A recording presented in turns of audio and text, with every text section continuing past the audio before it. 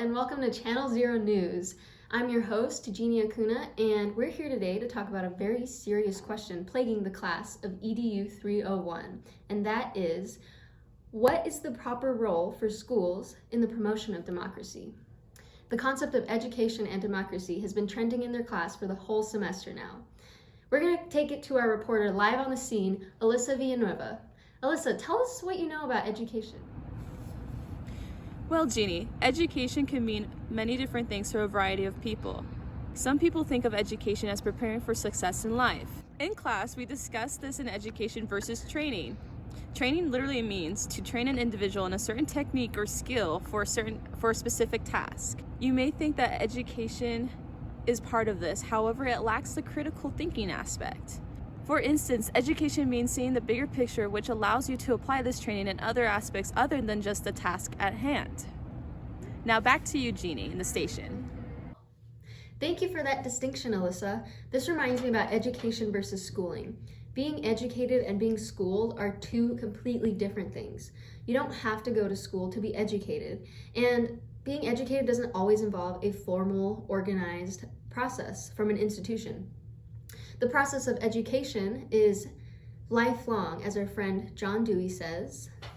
This process begins unconsciously, almost at birth, and it is continually shaping the individual's powers, saturating his consciousness, forming his habits, training his ideas, and arousing his feelings and emotions.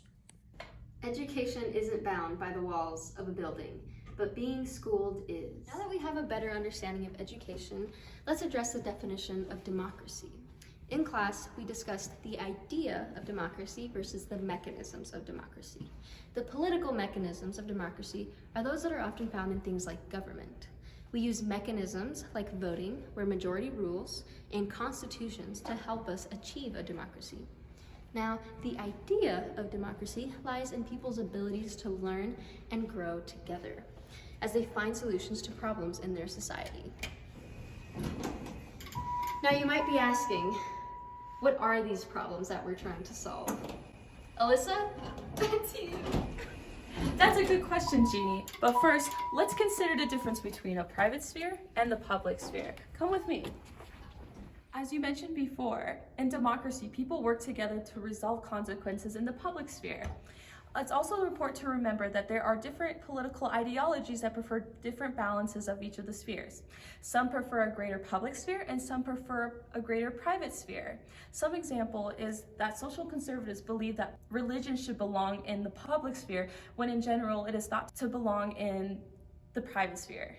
Some other examples are thought of being in the private sphere are family, religion, and morals. Morals and values. These decisions don't generally affect the public sphere. And then some examples for public sphere are politics, business, and actually, education.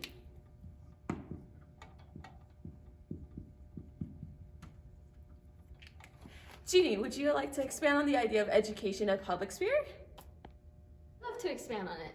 So because we know education is in the public sphere, this means that if there's a problem within public schools, it's up to the community to decide on how to best approach the issue at hand. Without a functioning and democratic public sphere, officials cannot be held accountable for their actions. And this means that citizens are not able to assert any influence over decisions. Let's connect the ideas of democracy and education together. Honestly, education and democracy depend on each other. It's like we can't have one without the other involved. Let's dig deeper into this concept. Democracy and education is important because democracy exercises that experience to build children as individuals to solve problems.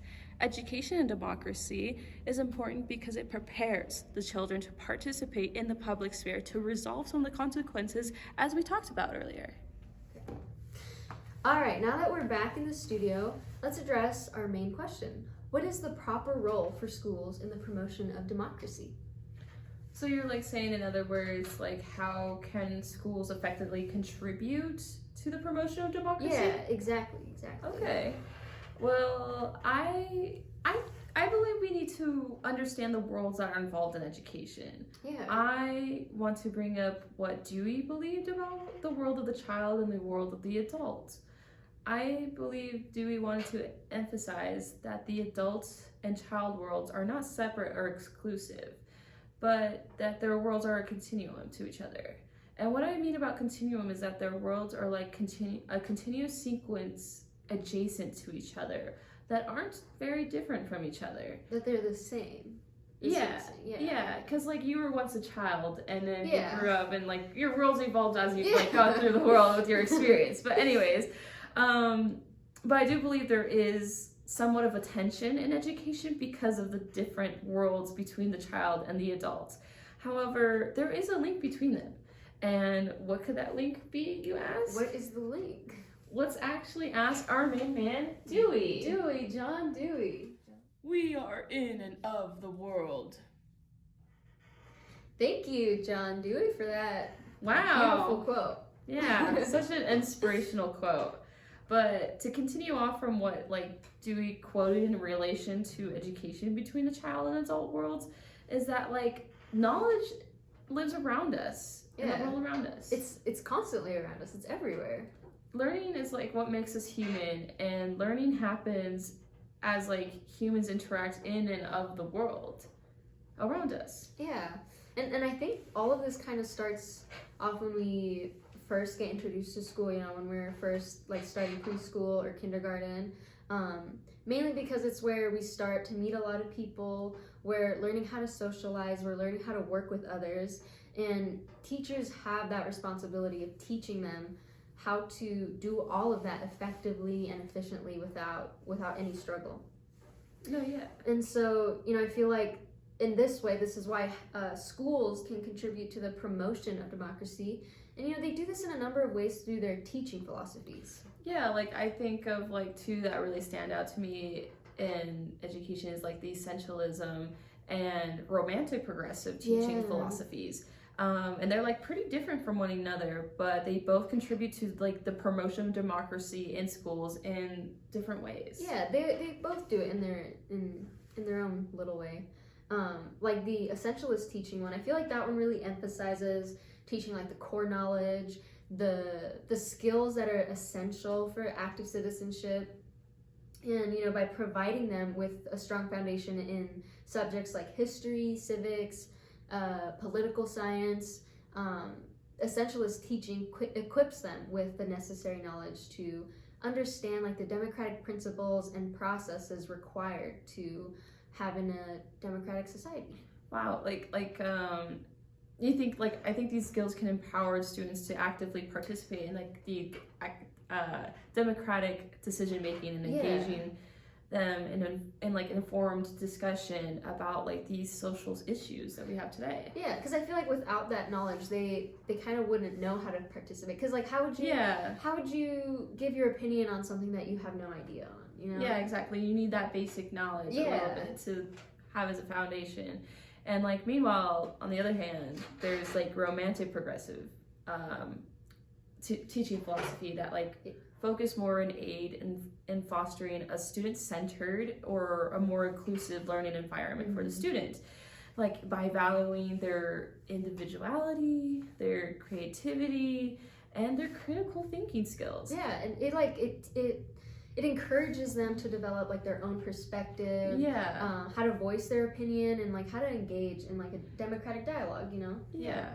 And I think this approach promotes more of like the principles of equality, freedom of expression, and respect of like diverse point of views, which are like pretty fundamental for our like democratic society like now. Yeah, definitely. And I feel like you know, even though both of these teaching philosophies they both contribute positively, but I feel like the romantic progressive teaching style might be more beneficial in a democratic society, because like what you were saying, it fosters a more creative environment, it engages in critical thinking, and I feel like that just flows better with the whole idea of democracy that we mentioned earlier. Yeah, no, I like agree a little bit. I feel like there should be like a balance between essentialism and romantic progressive, because I feel like I feel like they're kind of like similar how they want you to like understand democratic society a little bit, like you know, like you want to voice something, and I feel like in essentialism it gives you that foundation of how to, and then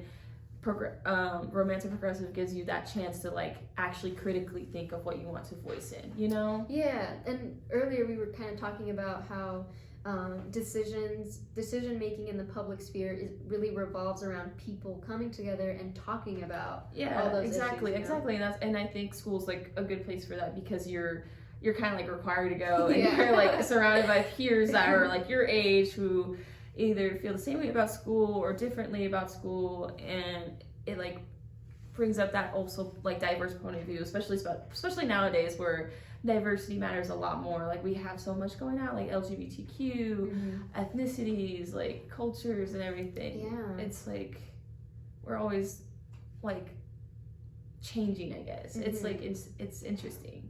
And we read about that in the quants text we have in class.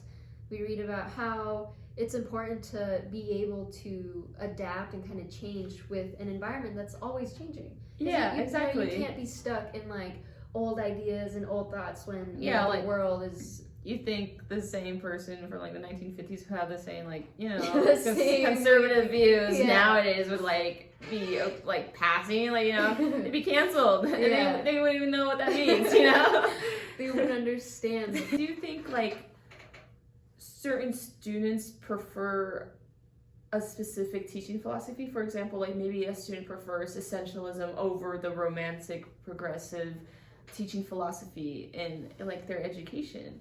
Yeah, I feel like from a young age we're kind of maybe taught in the essentialist, or at least for my experience, I feel like that's what it was.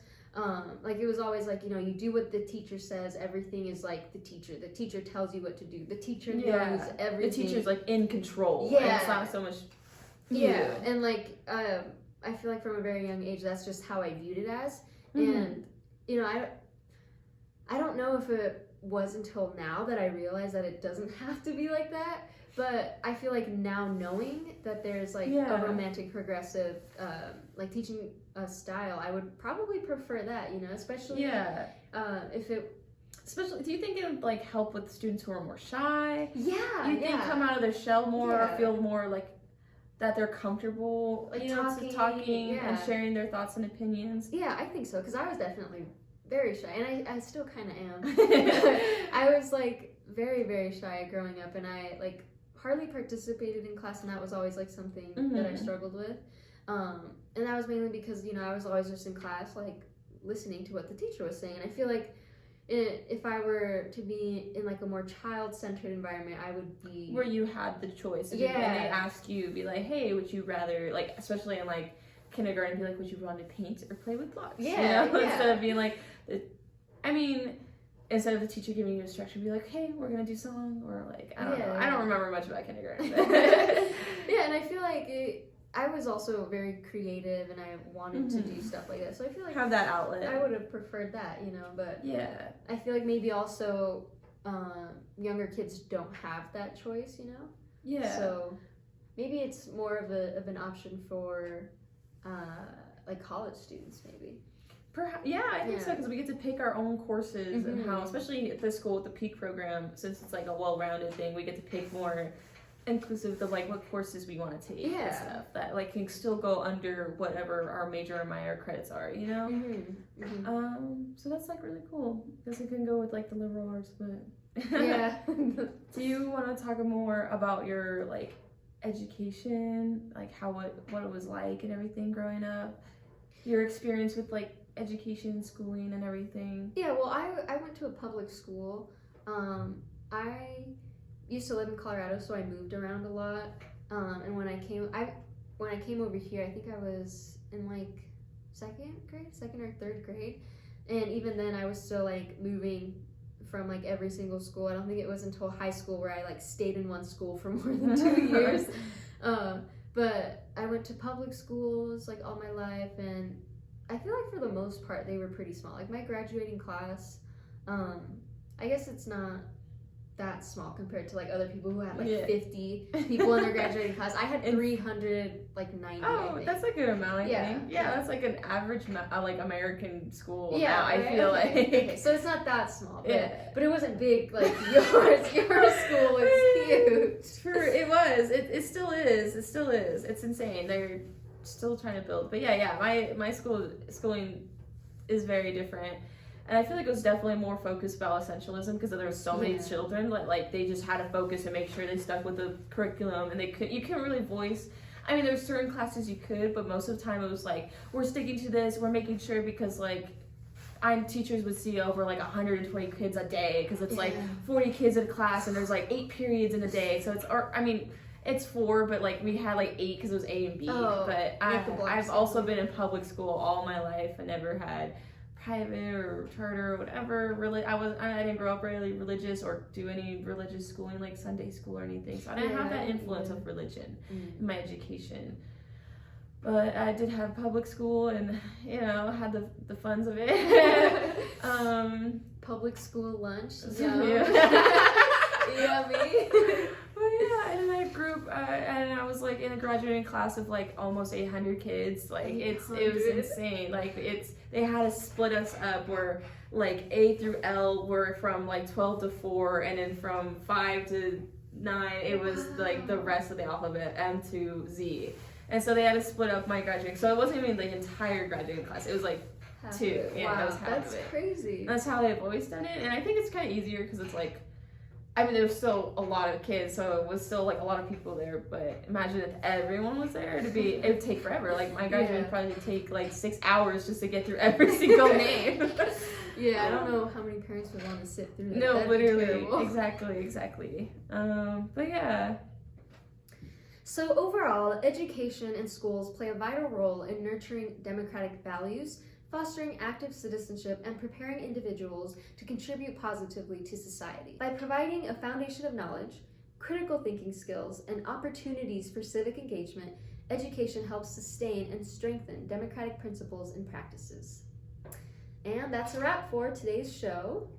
Yes, thank you for joining us on Channel 0 News, where we talked about education and democracy. Make sure to tune in next time. Yeah. Over and out. Yo tell.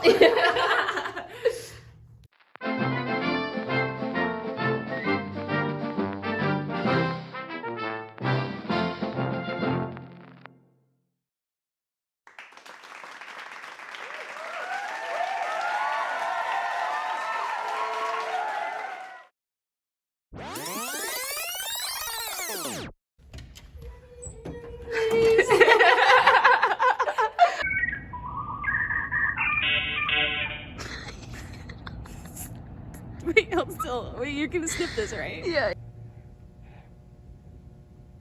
That's it.